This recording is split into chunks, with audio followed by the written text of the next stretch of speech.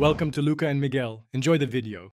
You start by confirming the power type and safety limits so you don't overload the circuit. Once confirmed, disconnect power and mount the fixtures where they clear vents and moving parts. This prevents heat and abrasion. Next, run the correctly gauged wire from the light to the power location, keeping it secured and away from sharp edges. Make sure to include an accessible inline fuse holder near the power source so you can protect the circuit immediately. You now wire the control components so the system operates reliably. First, mount a suitable relay if the light draws significant current.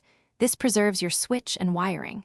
Then connect the positive lead from the battery or converter to the relay input, the relay output to the light, and the switch to the relay coil. This separates control from power. Always attach the ground to a clean metal surface or common ground. Poor grounding causes flicker and heat. Once done, tidy wiring and label circuits. You finish by testing every mode so the system will perform in an emergency. Reconnect power and activate each function, steady on, flashing, and battery backup, watching for correct behavior and stable voltage.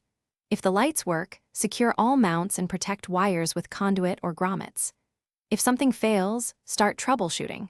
Check the inline fuse, listen for the relay click, measure voltage at the light, and verify a solid ground. Faulty grounds or undersized fuses are the most common causes of problems.